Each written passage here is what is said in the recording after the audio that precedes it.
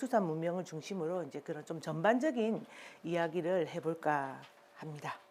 네.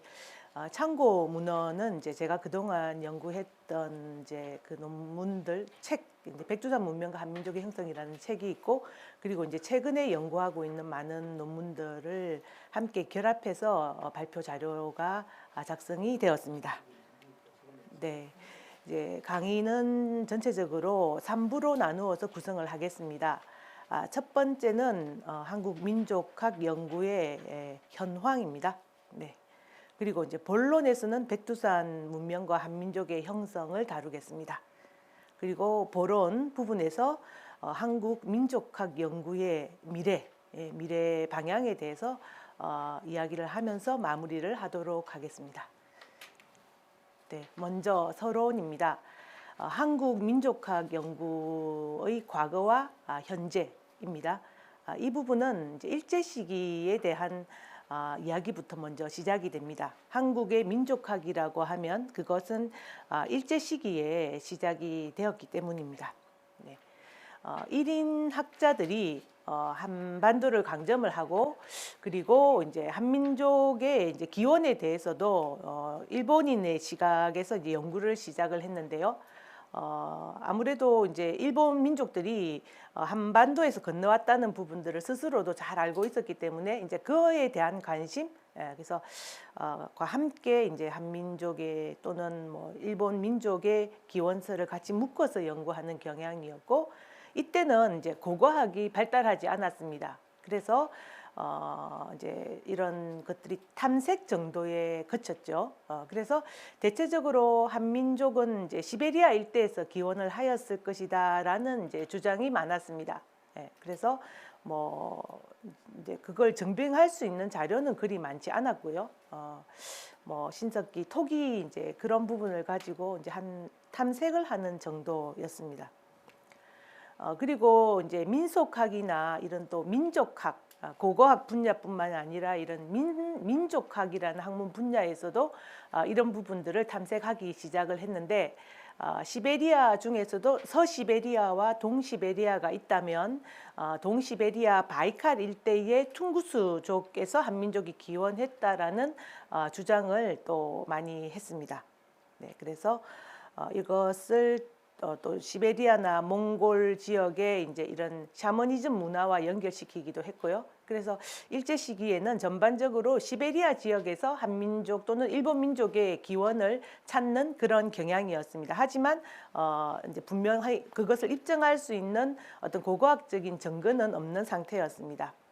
그리고 이제 광복이 되었고, 우리 학계에서 이런 한민족 기원에 대한 연구를 이제 이어서 개성해서 연구를 하게 되었는데, 일본인 학자들의 주장을 어떻게 보면은 거의 따라가는 입장이었습니다.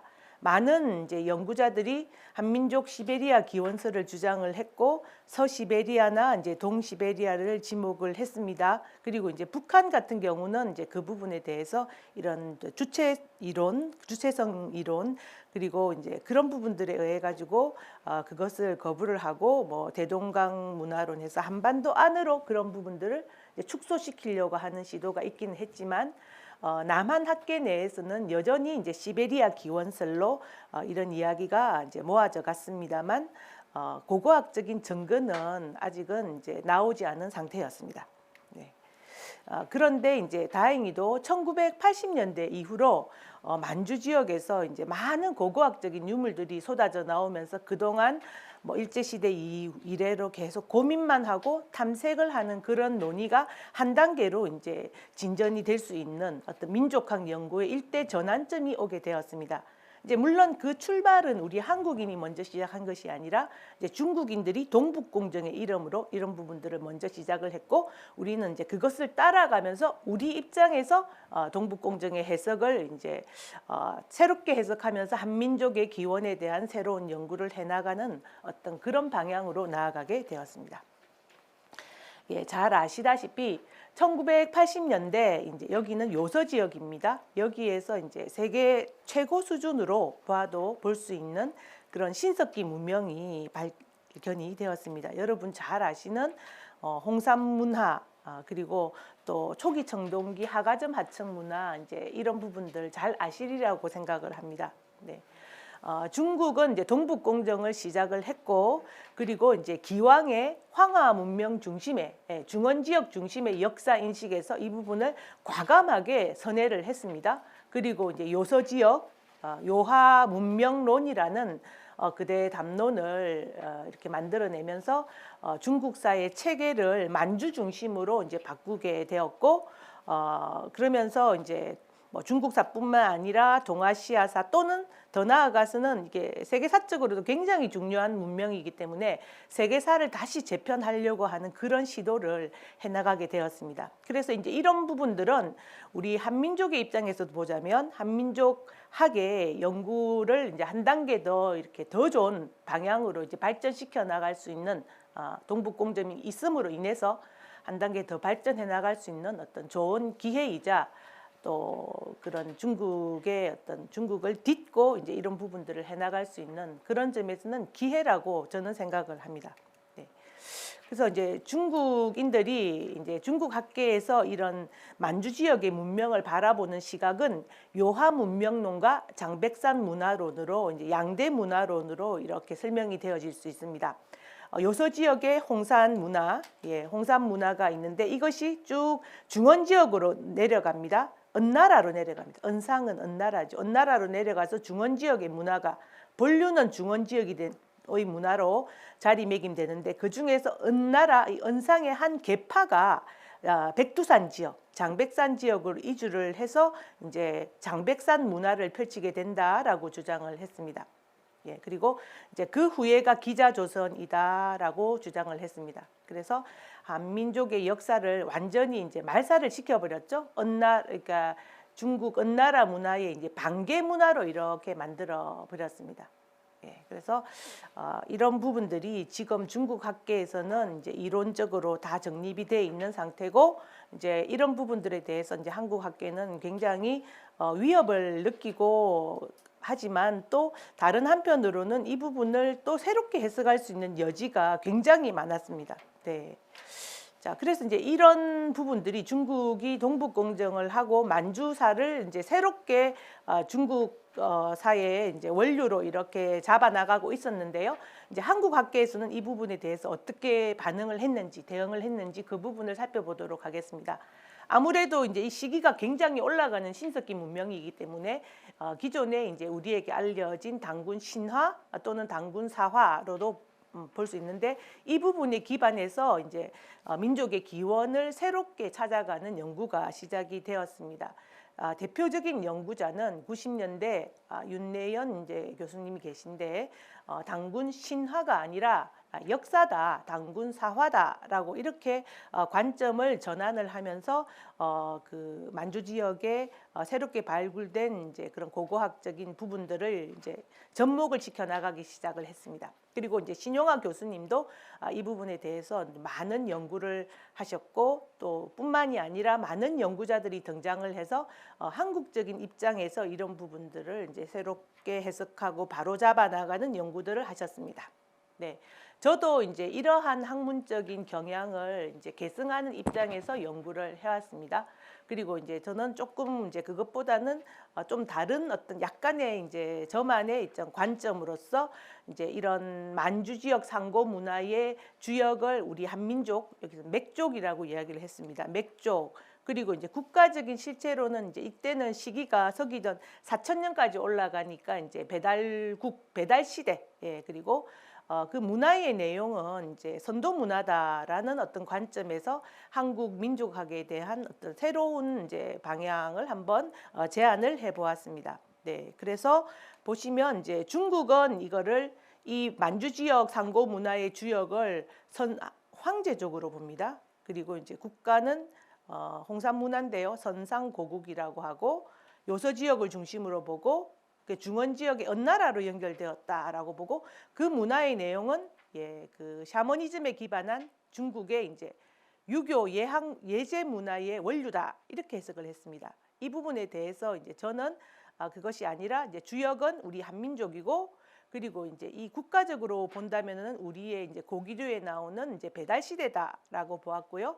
그리고 이제 배달 시대 때 강력은 단순히 요서 지역뿐만 아니라 요동 지역과 한반도 지역까지 이제 포함해서 하나의 동일한 문화권으로 보아야 된다라고 설명을 했습니다. 그리고 주 계승 국가는 은나라가 아니라 당군조선으로 보았습니다. 그리고 그 문화의 내용은 샤머니즘이나 중국의 예제 문화가 아니라 우리의 이제 과거에 전해지는 신선 사상, 신선 문화로 바라보았습니다. 그리고 이제 기록에 많이 등장하는 이제 이런 신선 문화의 이제 원형으로서 이 시대를 배달 시대로 보았고, 그리고 배달 시대 때에 이제 그런 제천 문화로 봤습니다. 그리고 이 부분에 대해서는 중국의 많은 고기류들에 보면은 동북방 지역에는 저기 발해를 건너서 대인국이 있고, 그리고 이제 군자 불사지국이 있고, 거기는 이제 삼신산이 있어서 사람들이 다 불로초를 먹고 아주 특별한 곳이다라는 그런 기록들이 많이 남아 있습니다. 그래서 이제 그런 기록에 등장하는 대인국, 군자, 불사지국이 우리의 이제 당군 사화에 등장하는 배달시대, 환웅시대일 것이다라고 보았습니다. 그래서 이런 많은 유물 유적들을 그러한 관점에서 이제 분석을 했는데요. 그 중에서도 제가 이제 이런 부분들을 이제 주장을 하게 된, 이런 제안을 하게 된 가장 핵심적인 근거는 적석 단총입니다. 이게 이제 제천 문화, 동맹연고 후대의 이제 동맹연고 무천 그런 부분으로 알려져 있는 제천 문화가 우리 한민족 문화의 핵심이기 때문에 이제 그런 제천단으로서의 적석 제단 겸 무덤 또는 고인돌 이제 이런 부분들을 가지고 만주 지역의 이제 문화의 개통성을 설정하는 이제 그런 연구를 했습니다. 네, 그래서 대표적으로 이제 서기전 4천년에서 이제 그리고 이제 당군조선이 거의 와해되는 시점이 서기전 이제 이게 이런 문화가 적석 단총 문화가 가장 만주 지역에서 이렇게 그 형태를 분명하게 드러냈던 시기가 한 1000년간인데요. 서기전 4000년에서 3000년 사이입니다. 이때는 이제 요동뿐만이 아니라 요서 지역에서도 이런 적석 단총이 이렇게 많이 등장을 합니다. 대체적으로 보면은 산구릉 정상부에 위치를 했고 형태적으로는 삼청 원단이 많습니다. 그리고 환호를 두른 경우가 많았습니다. 그래서 저는 이제 이런 것들을 이제 학문적으로 개념화를 하여서 환호를 두른 구릉성 제천 시설 이렇게 개념화를 했습니다.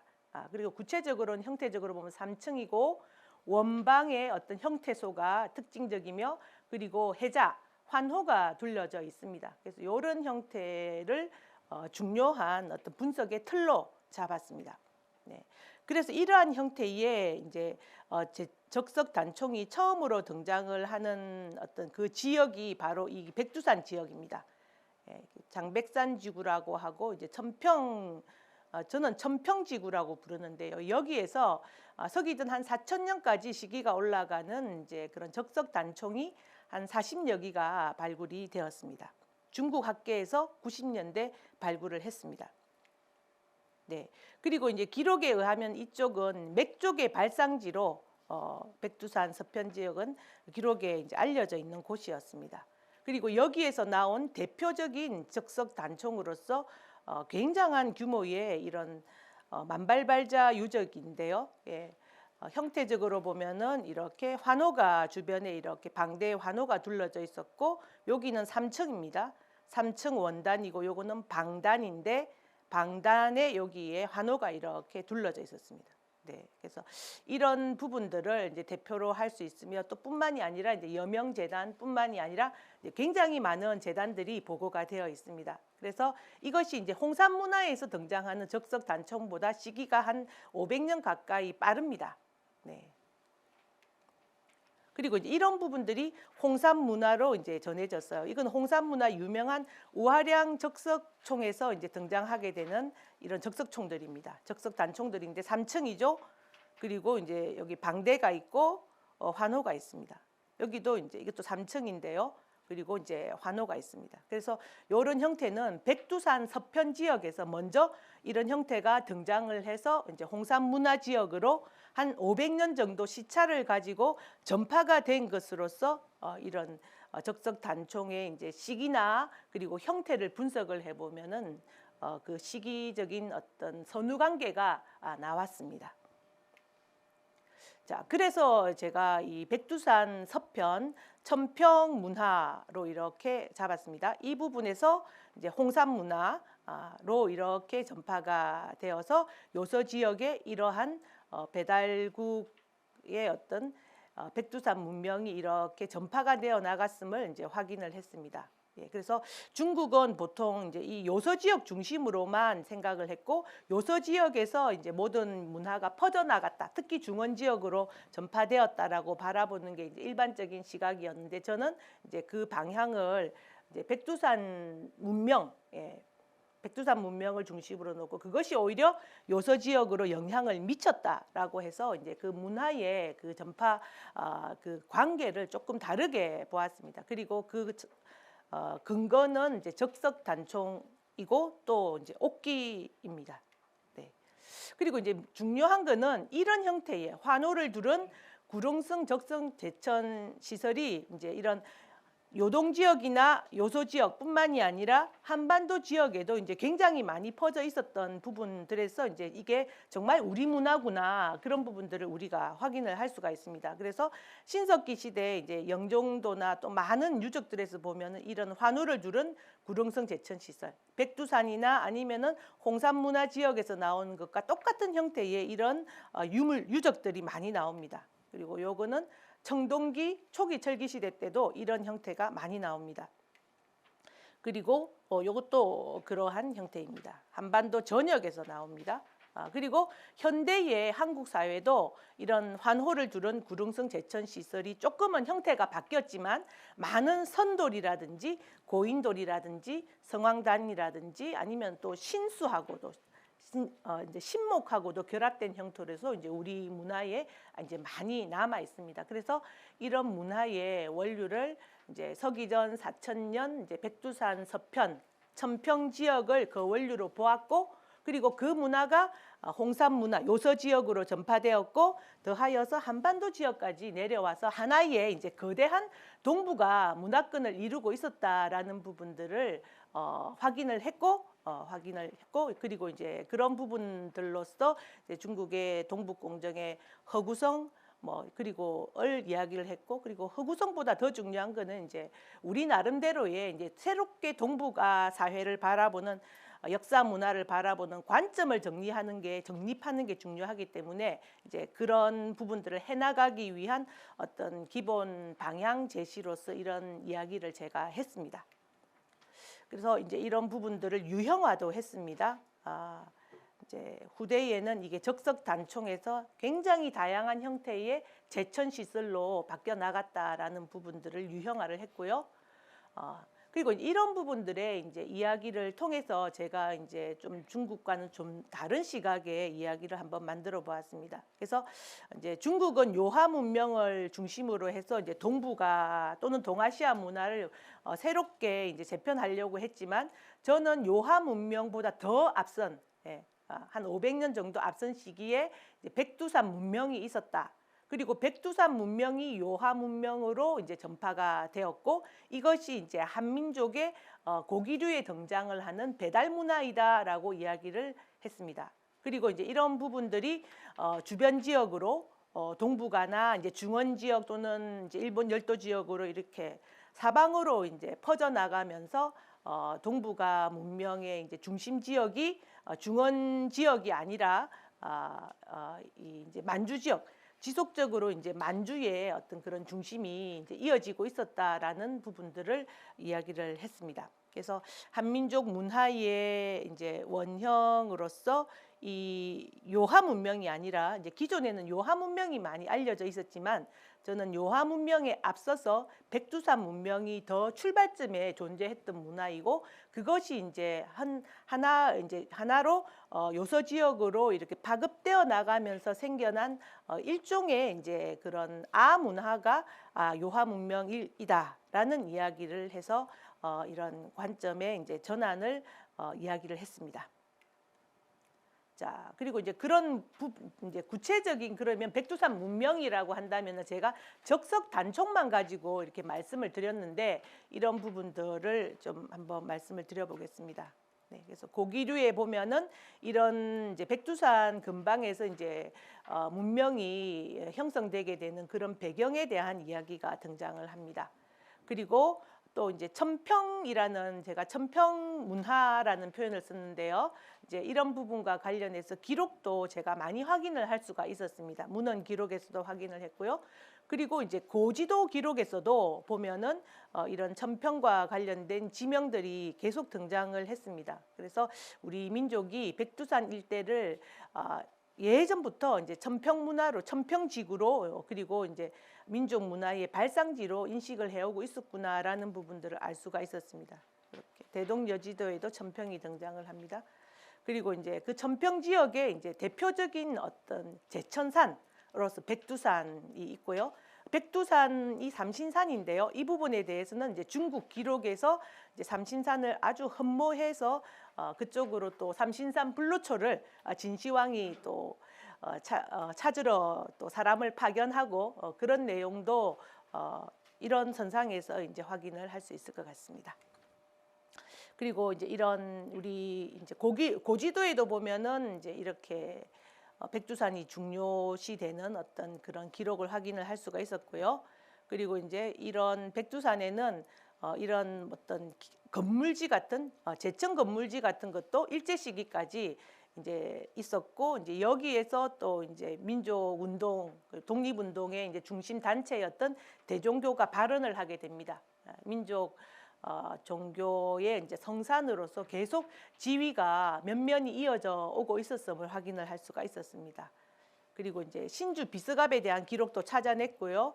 그리고 이제 이 다른 신당서나 성경 강력고 등등의 기록을 통해 가지고 이 신주라는 곳, 보통 신시 또는 신주라고 하는데요. 그 위치를 통화 일대로 비정을 해보았습니다.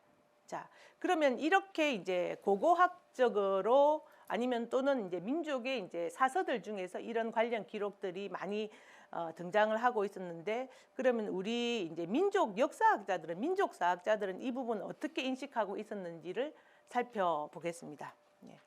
그리고 이 부분 이제 백두산 문화에 대해서는 저는 이제 고고학적으로 이런 적석 단총을 중심으로 연구를 했지만 다 이렇게 정리를 해놓고 보니까 우리 조선 후기 시대부터 이제 유학자나 아니면 일제 시대 때 민족주의 역사학자들이 백두산 문명에 대해서 이제 이미 주목을 했던 기록을 좀 나중에 발견을 했습니다. 그래서 그런 부분들을 모아 보았는데요. 이제 안정복이나 그리고 나철, 박은식, 김교홍과 같은 이제 대표적인 민족주의 역사학자들이죠.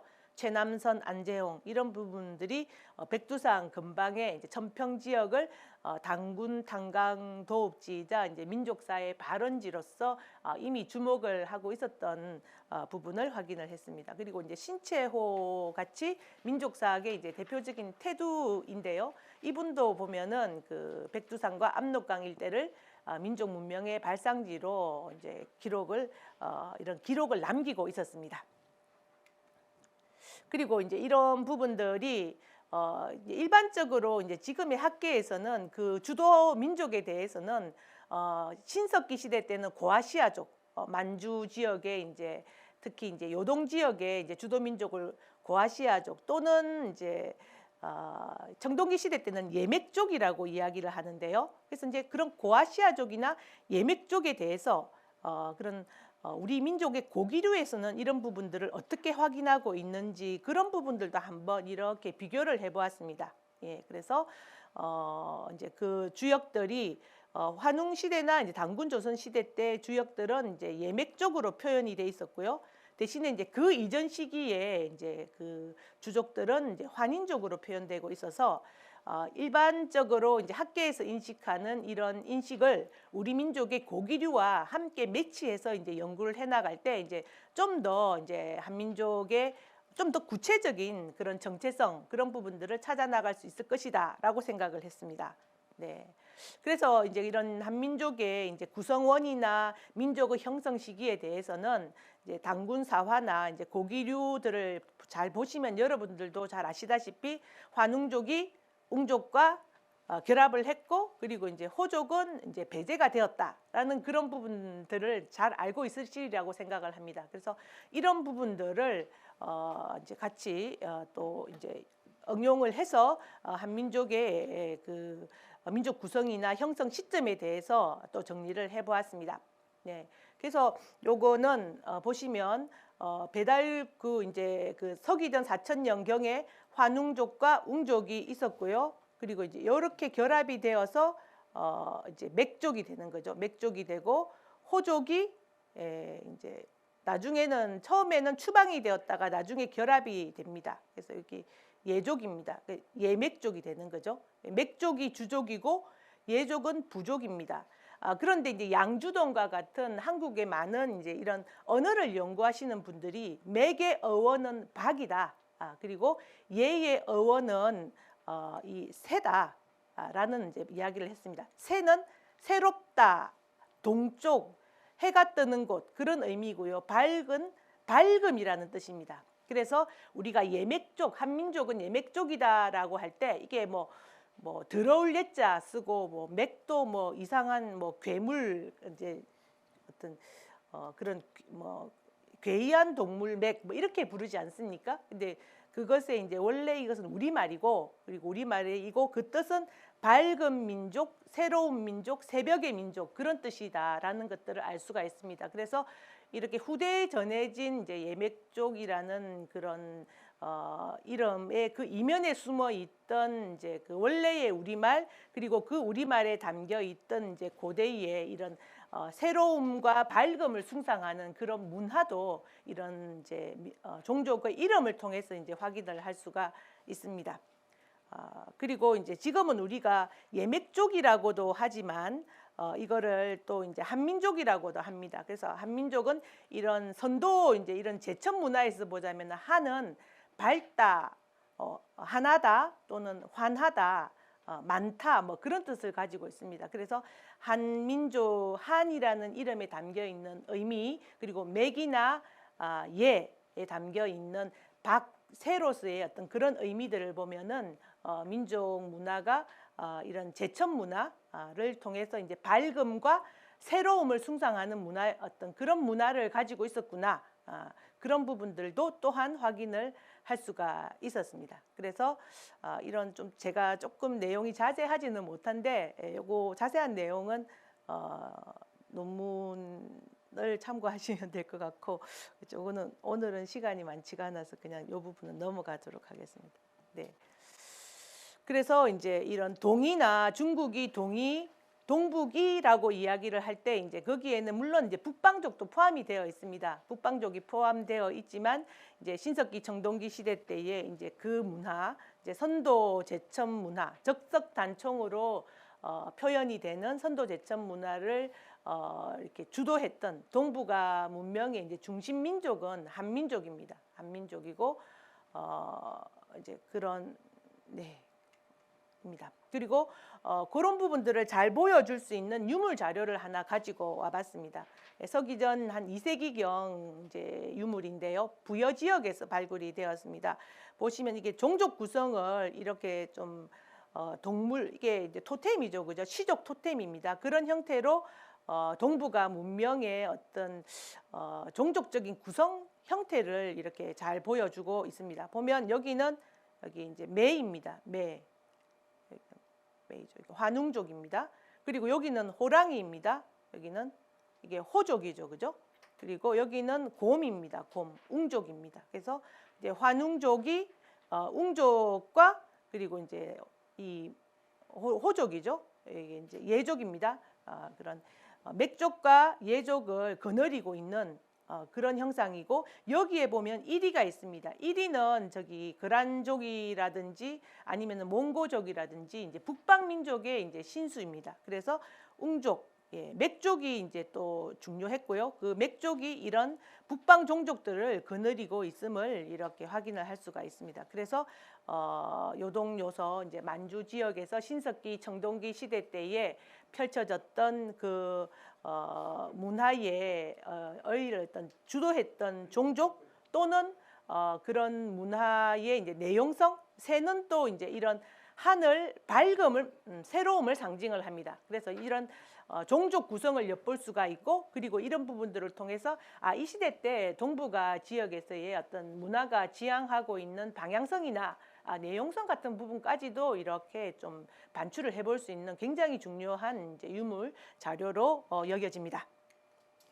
자, 그리고 이제 지금까지도 이제 이런 이제 현대 한국 사회에서도 이제 우리 민족의 이제 토템, 종족 토템으로서 이런 종족 상징으로서 이제 곰이나 호랑이가 많이 이야기가 되고 있는데, 이제 88년도 같은 경우에는 이제 호랑이 정도였지만 이제 18년 정도에서는 사람들의 이제 그런 인식도 조금 더 이렇게 발전을 했다라고 저는 생각을 합니다. 그래서 곰과 호랑이로 이제 이렇게 되고, 그 중에서 특히 이제 또 곰이 가지고 있는, 그리고 또 곰은 또 그냥 곰이 아니라 환웅족과 결합을 한 곰이었잖아요. 새와 결합이 되었잖아요. 그래서 이런 부분들에 대한 한민족의 어떤 민족 기원이나 종족 구성이나 그 이제 민족 문화의 내용성이나 이런 부분들에 대한 이해가 점점 이제 깊어져 가고 있는 과정이라고 저는 생각을 합니다. 네. 자, 그래서 이제 마지막으로 이제 보론입니다. 이제 한국 민족학 연구의 이제 미래입니다.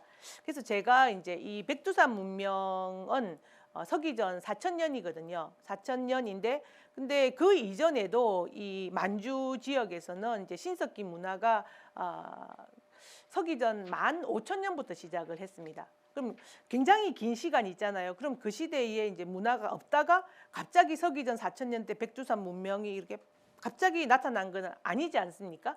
그래서 그 부분을 이제 연구를 조금 했습니다. 그래서 이제 백두산 지역은 아무래도 요동 지역이지 않습니까?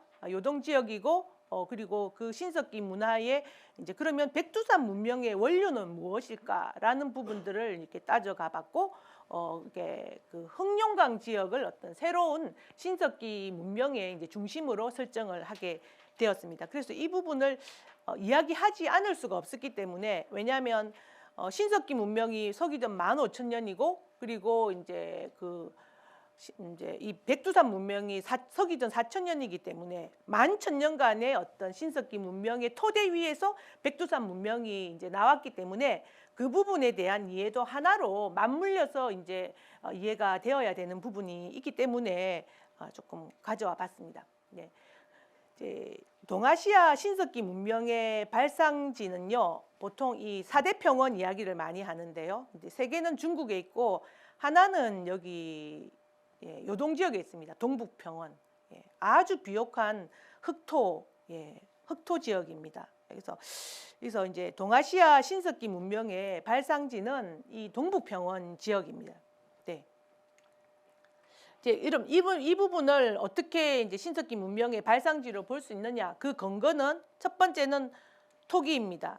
세계에서 가장 오래된 서기전 15,000년부터 이제 토기가 나왔습니다. 유럽 지역은 서기전 6,500년이거든요.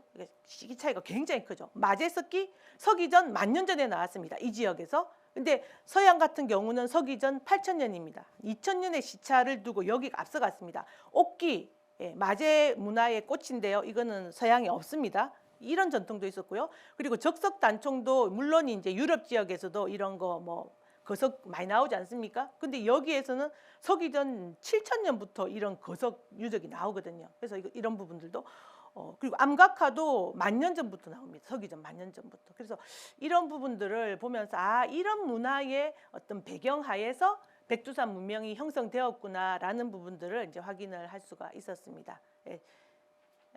시기는요, 이런 적석 단총입니다. 이때 동아시아 최초의 이제 적석 단총, 홍산 문화에 나오는 적석 단총의 원류가 등장을 합니다.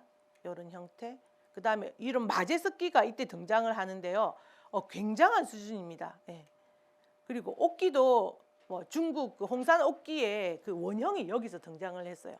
그래서 저도 연구를 하면서 정말 여기가 세계 최고의 문명 발상지로 볼 수가 있겠구나, 이제 그 생각을 많이 했고요. 네, 그렇습니다. 그래서 이제 보시면 이게 이제 보면 제가 흑룡강 문화라고 이렇게 문명이라고 이름을 했습니다. 그 문명이 이렇게 시간이 흘러서 이렇게 백두산 문명으로 화하게 되었고요.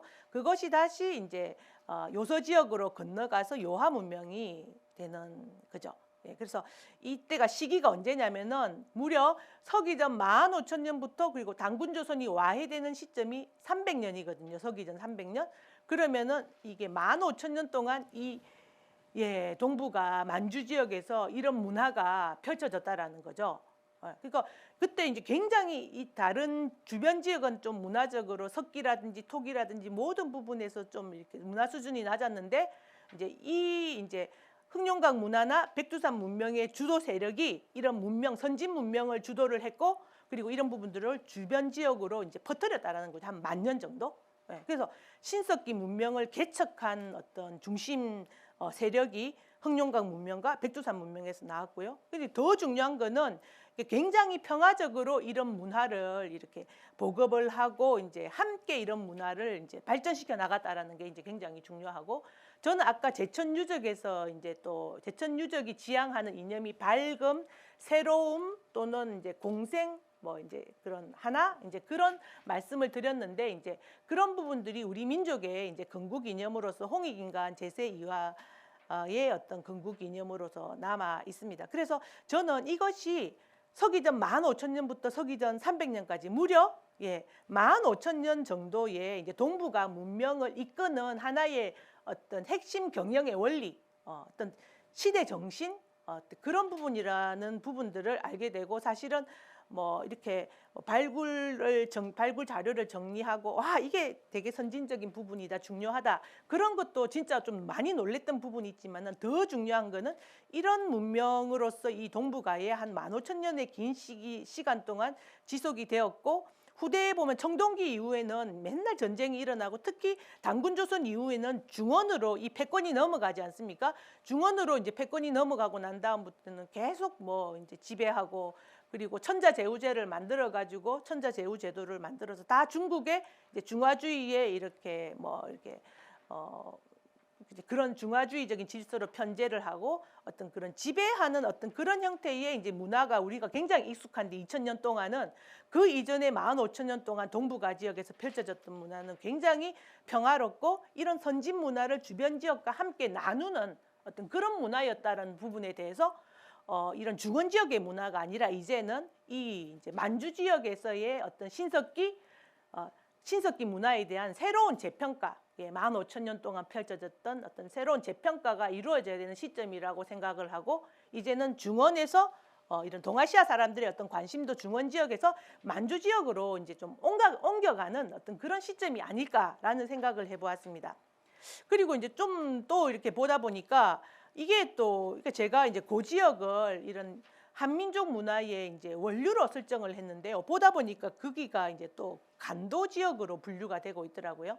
그래서 간도 지역인데요. 이게 이런 부분들이 사실은 이런 흑룡강 문명과 백두산 문명의 이제 그 어떤 그 중심 지역을 지금 우리는 그 지역을 간도라고 부르고 그리고 잘은 모르지만 그 부분을 갖다가 뭐 민족의 고토라든지 민족 문화의 발상지로 그냥 막연하게 생각하시는 분들이 이제 굉장히 많고 이제 그런 부분들을 보면서 일제 시대 때 민족주의 역사학자들이 이제 백두산 지역을 단군 고토로 지목을 하고 연구를 하시고 또 지금은 또 이렇게 막연한 관도 문화에 대한 어떤 그런 사람들의 뭐 어떤 뭐 지향이나 이제 그런 부분들이 이런 과거로부터의 이제 신석기 한 15,000년 동안 펼쳐졌던 그런 역사적인 기억이 잘 또 이렇게 후대까지 남아져서 지금의 우리 문화 속에 그런 기억과 또는 뭐 어떤 이런 이제 만주 지역에 대한 또 뭐 일종의 뭐 그리움이나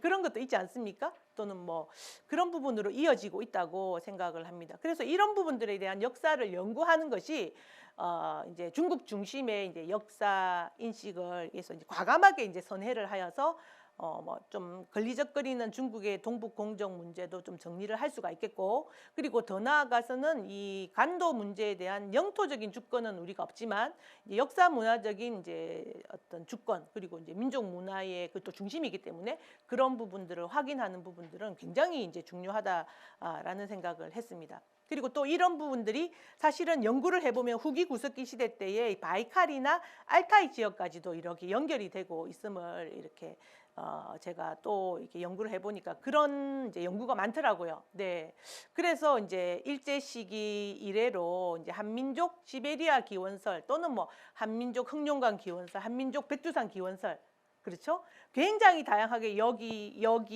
막 이렇게 찍었는데 이제는 고고학이 발달했기 때문에 이런 전체적인 그림이 하나로 그려질 수 있는 시점이 되어서 저는 이 부분에 대해서 이제 굉장히 이제 8, 90년대 이후에 고고학의 발달에 대해서 너무 이렇게 감사하게 생각하고, 그런 많은 선학들의 고민, 일제 시대부터 그 고민들이 이제 하나로 이제 그 답을 찾아갈 수 있는 좋은 기회가 되었다라고 생각을 합니다. 네, 그리고 이렇게 가보면 이제 그 신석기 문화 동안 또는 후기 구석기 문화 동안 이 이제 그 문화가 동서 교류를 하고 있었던 부분도 확인을 할 수가 있습니다. 그 주요한 루트는요, 이 초원길입니다. 네, 그래서 우리가 이제 우리 민족이 주로 활동했던 동북평원 지역은요, 알타이 바이칼 지역하고 연결이 되고 있고요. 알타이 바이칼 지역은 신석기 시대 때는 유럽 지역하고 연결되고, 구석기 시대, 후기 구석기 시대 때는 유럽하고 연결이 되고, 신석기 시대가 되면 위치가 바뀌어가지고 서아시아 지역하고 연결이 됩니다. 그래서 이제 이런 부분들을 보면서 15,000년간의 이제 긴 시기 동안, 후기 구석기부터 신석기 청동기 시대이지 않습니까?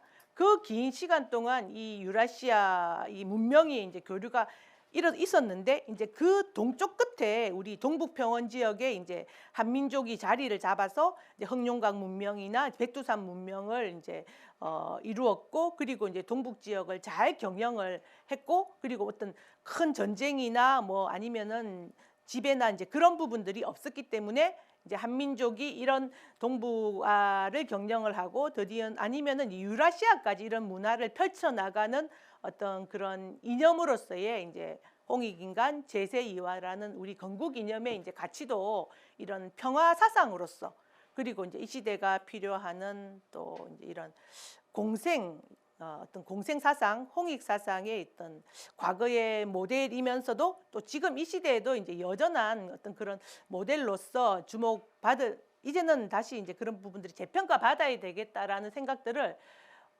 이렇게 굉장히 좀 제가 산만하게 말씀을 드렸는데, 이런 많은 이야기들을 알게 되고, 또 백두산 문명뿐만이 아니라 이제 흑룡강 문명이나 이런 부분까지도 같이 제가 말씀을 드리는 게 맞겠다 싶어서 조금 이렇게 과하게 내용이 좀 산만하게 전개가 된 부분에 대해서는 조금 죄송스럽게 생각을 하고, 예, 그래서 백두산 문명이 한민족 문명의 이제 그 출발점이지만, 한민족이 형성된 그 출발점이지만 그 이전의 어떤 신석기 시대에 이제 동북아의 문명과 또 하나로 맞닿아 있고, 그런 부분들 더 전체적인 시각에서 이제는 새롭게 이런 연구를 시작해야 될 때이다, 이제 그런 말씀을 드리면서 오늘 강의는 마치도록 하겠습니다.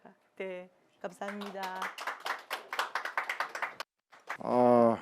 오늘 저녁에 제가 잠을 못 이룰 것 같습니다. 침대에서 많은 생각들을 할 것 같습니다. 저는 이 환경실에서 자연환경 정책을 연구하고요. 제가 주장하는 주 논리는 이제 그동안 우리 땅을 맨날 맨으로 보지 않습니까? 그래서 이제 저 논리는 앞으로는 좀 이렇게 산줄기, 강줄기 중심의 국토를 이용하고 이해할 필요가 있다 하는 주장이 이제 제가 가장 큰 논리인데요. 그래서 우리는 이제 산줄기에서 이제 백두산을 조산, 할배산이라고 하고, 한강 하구를 조강, 할매강, 그건 제가 붙였는데요.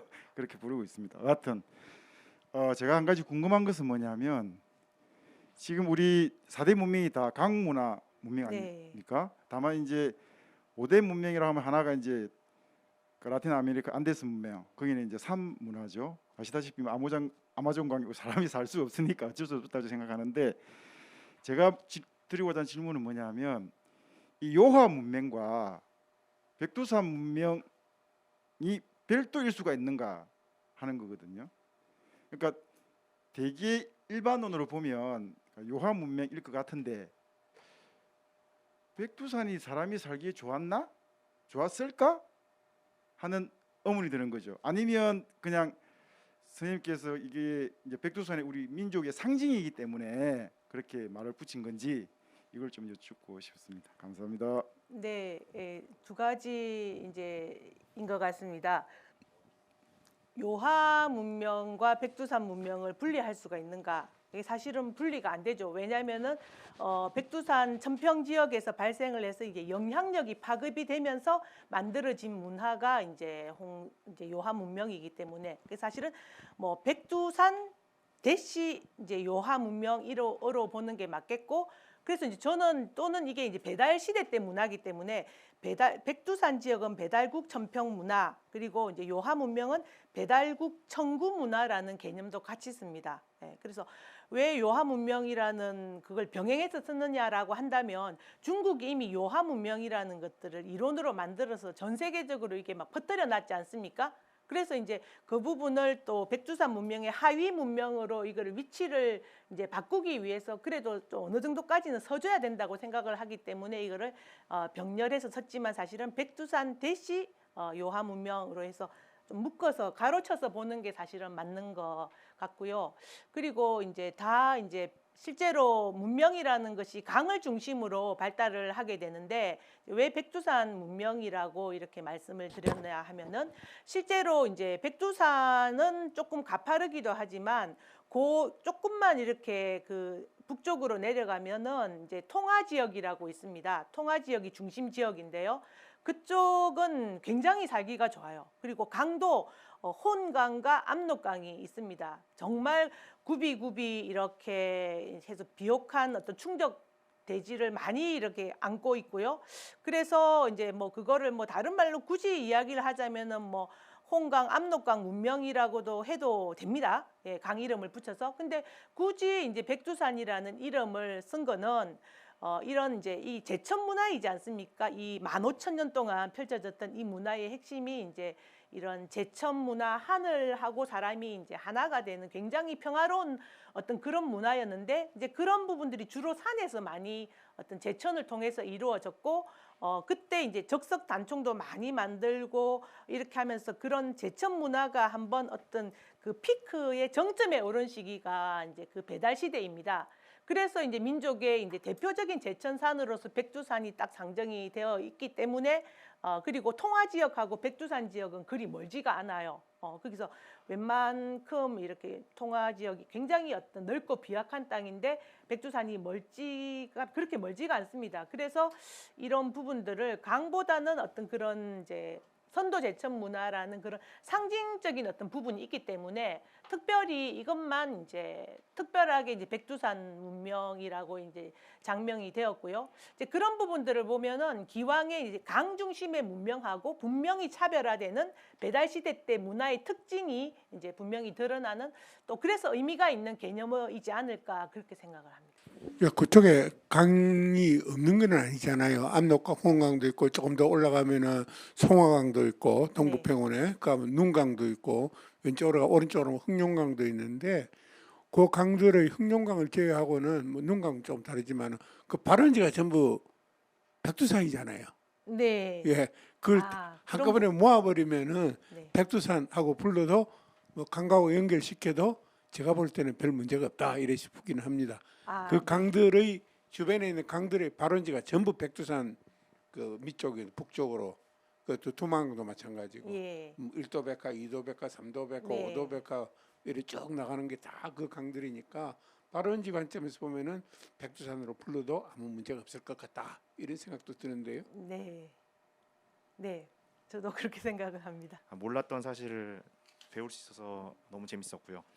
제가 좀 의문사항이 질문이 생겼던 부분 어디냐면 그 광복 이후에 이제 1980년대 영구 동양 초반 부분 설명해 주시면서 그러니까 한민족 그 시베리아 기원설 이런 부분으로 이 흐름으로 이제 설명을 해주셨는데 그 1980년대 북한 학계에서는 좀 이 인식이 좀 달랐다라는 이야기를 네. 해주셔서 그럼 북한 쪽에서는 한민족의 기원을 어디서 찾는지, 그 한반도 안에서 어떤 뭐 네. 찾는지 그런 부분을 좀 간략하게 말씀해 주시면 감사드리겠습니다. 네. 1967년에 그 주체 이론이 나오지 않았습니까? 북한에서. 예, 그래서 뭐 역사학도 보면은 이제 주체사학이라고 해서 이렇게 기존의 역사 광복이 되고 난 다음에 이제 중요한 역사학자나 고고학자들이 다 이제 월북 내지 납북이 되어서 그쪽이 북한이 학문적으로도 굉장히 많이 발달을 했고 시베리아 기원서를 연구를 많이 했습니다. 도유어 같은 학자가 대표적인데요. 그런데 이제 그 정치적으로 북한이 이제 주체사관 이제 그런 쪽으로 방향을 틀면서 이제 그런 외래 기원설에 대해서는 전부 다 이게 정치적인 입장에서 다 이걸 거부를 했어요. 그리고 막 숙청도 하고 그랬거든요. 그렇게 하면서 이제 그런 부분들을 전부 다 한반도 안에서 민족 기원을 다 찾고 이제 그런 방향으로 돌렸고 그래서 이제 지금 이제 북한에서 이야기하고 있는 대동강 문명론 네. 그리고 굳이 이제 그러니까 뭐 이런 이제 동북아 문명과의 관계에 대해서도 다 한반도 대동강 문명으로 이렇게 바라보고요. 그리고 이제 그것과 관련된 일부 근데 단 하나 재미있는 거는 그 천평 지역의 문화에 대해서는 우리 이제 문화가 천평 지역의 문화가 이제 저기 길림성이나 아니면 저 대릉하 일대까지 영향을 미쳤다라고 해서 어떤 그런 교류 관계에는 그만큼은 인정을 하는 부분이 있습니다. 그 외에는 모든 부분들은 다 많이 바뀌었습니다. 이제 학문적으로는 정말 문제가 많죠. 예, 안녕하세요. 전략책부 유정균입니다. 예, 발표 굉장히 재미있게 잘 들었고요. 그 평소에 쉽게 접할 수 없는 내용이라서 굉장히 의미 있는 시간이었던 것 같습니다. 그 제가 하나 여쭤보고 싶은 부분이 제가 얼마 전에 기사인가 뭐 이런 거를 통해서 본 적이 있는 것 같은데 그 우리나라 사람 아니면 동아시아 사람들의 유전자 분석을 한 결과 동남아시아계 사람들이 이동을 했다라는 결과가 한번 나왔던 것 같아요. 그래서 네. 이런 북방계 학설과는 조금 다른 내용이 한번 이렇게 나왔던 적이 있는데 혹시 그것도 여기서 지금 말씀하시는 이것과 관계가 있는지 아니면 혹은 그 부분에 대해서는 어떻게 생각하고 계신지 여쭤보고 네. 싶습니다. 그러니까 이거 한 민족들의 이제 유전자 분석을 해보면 북방계하고 이제 남방계, 동남아 계통이 사실 섞여서 나타나거든요. 그래서 이제 그런 부분들의 이제 기원에 대해서는요. 그 후기 구석기 시대 때가 사실은 이제 한민족 문화는 이미 그때 이제 원형이 만들어졌다고 보이거든요. 그래서 이제 북방계 사실은 이제 후기 구석기 시대 때 문화가 가장 발달했던 곳이 동아시아 지역에서 시베리아 지역이에요. 세습기 문화가 제일 발달을 했는데 그게 이렇게 이제 내려오거든요. 내려오는데 내몽고하고 한반도는 하나의 문화권이에요. 그때부터 이미 바로 이제 직접적으로 연결이 돼 있고 중원 지역하고 동남아 지역은 거기서 섞기 문화가 이렇게 구분이 돼요. 그래서 그때부터 이미 문화권이 좀 나눠져 있었다라는 것을 알 수가 있고요. 하지만 이제 시간이 흐르면서 구석기 시대, 신석기 시대 때 사람들은 계속 이제 왔다 갔다 하지 않습니까? 그래서 이제 그 혈연적으로는 피로는 계속 이제 섞였는데 이제 그래도 이제 그 중심 뭐 프로테지 내지는 그 중심성이라고 한다면은 후기 구석기 시대 때 이래로 위에서 내려오는 시베리아에서 내려오는 문화 또는 신석기 시대 때는 흑룡강 쪽에서 동해안을 타고 내려오거든요. 그리고 신석기 시대 때는 그 천평 지역에서 다시 이제 서해안을 타고 내려옵니다. 그래서 그런 북방 쪽에서 내려오는 문화의 요소가 훨씬 이제 비중이 컸고 대신에 중국이나 동남아도 있지만은 비중은 작았다라는 거. 혈연적인 부분도 유전적인 부분도 작았지만 문화적인 어떤 뭐랄까 힘 어떤 작용이라는 부분에 있어서는 그런 부분들은 훨씬 비중을 낮게 보는 게 맞습니다. 사실은 이게 우리 잘 몰라요. 이게 굉장히 중요한 것인데 아니 입만 열면은 반만년의 역사, 만년의 역사 그러면서 그냥 조금 거슬러 올라가면 모르잖아요. 왜 모를까? 안 가르쳐서 모르잖아요. 안 가르쳐서 모르는 거거든요. 왜 안 가르쳤을까? 거기에 대해서는 또 깜깜한 이야기가 있지요. 그까지는 할 수가 없는데 뭐 그러다 보니까 중국 쪽에서 홍산 문화가 80년대에 쏟아져 나오고 그래도 우리나라 역사학계, 고고학계에서는 거의 안 하고 외면해 버렸어요. 이거 우리 거 아니다 하고 외면했어요. 근데 이게 중국 사람들이 해놓은 걸 보니까 저도 이제 많이 돌아다니면서 봤는데 보니까 이게 그 홍산문화 유적 나오는 거 이런 거 보면 중국 사람들은 아무리 봐도 몰라요. 아 이게 좋네 이 정도밖에 몰라요. 적게 아니거든. 적게. 근데 이게 이제 우리 쪽에 오래 천착해서 연구한 사람들은 가서 딱 보면은 따로 그 안에도 금방 보면 우리 건지 알아요. 그 대표적인 분이 정경희 교수예요. 가서 보니까 이 우리 거네. 이거네. 여러분 아까 그 저기 파란 그 해갖고 요거는 메고 하는 건 어제 그게 빠끌입니다. 빠끌. 혁대 빠끌인데 다른 사람은 봐도 모르는데 우리는 보면 다 알아요. 이게 위에 새고 밑에 호랑이 있고 곰 있고 그 밑에 일이 있고 이래 되잖아요. 그럼 이게 당군 상하잖아요. 그럼 일이는 뭐냐? 말씀하셨지만 그 밑에 같이 협력하고 부속하고 있었던 몽고족들, 거란족들, 선비족들 그 사람들이 전부 토템이 일이잖아요. 그까지 다 포괄했다는 것을 금방 알 수 있는 거예요. 제가 조금 이야기를 더 해야 돼요. 아까 그거 저기 네. 뭐고 중화제일신 그거 한번 띄워보세요. 네. 앞쪽이 맨 앞쪽에. 예, 앞쪽에 그거 재밌으니까 내가 저도 이거 관계되는 거라서 이야기를 잠깐만 하고 넘어가요. 네, 여기 있습니다. 나온다. 네, 여기 있습니다. 요 앞에 반가부자 들고 남자 머리에 수건 들고 쓰고 있는 요 사진 있죠. 이게 오한기 박물관에 있는 겁니다. 중국에 내몽고 요정성 그거는 내몽고 자치구네요. 네. 오한기 박물관에 있는 건데 중국 사람 이거 딱 보고 이게 무지하게 오래됐구나. 그러니까 이거 우리 중화민족의 시조신이다 이렇게 이야기를 해요. 그 중화제일신이라고 그럽니다.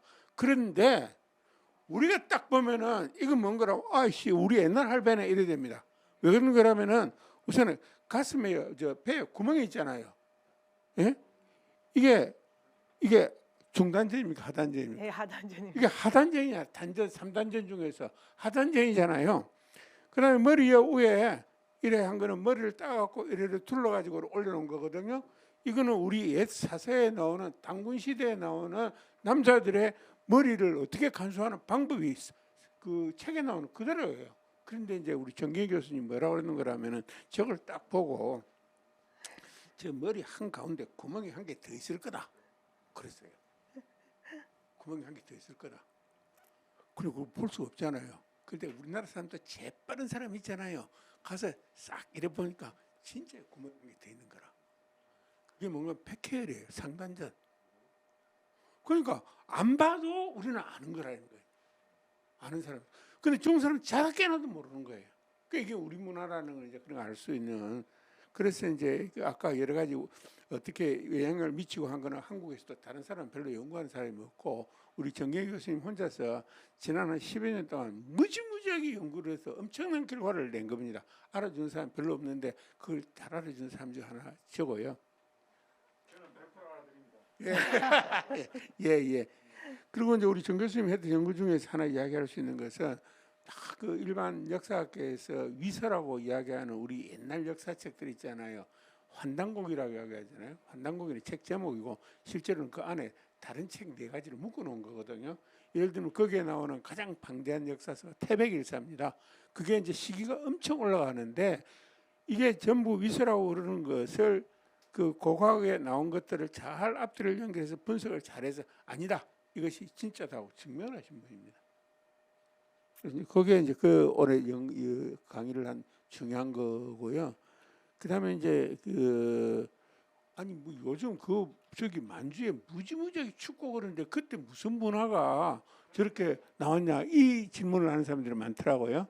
그런데 그때는 시기가 간빙기가 지나고 난 다음이어가지고 15,000년 그 시기에는 서기전 대략 지금보다 그 지역 온도가 5도 정도 높았답니다. 네. 5도 정도 높았기 때문에 굉장히 사람이 살기 좋은 곳이었대요.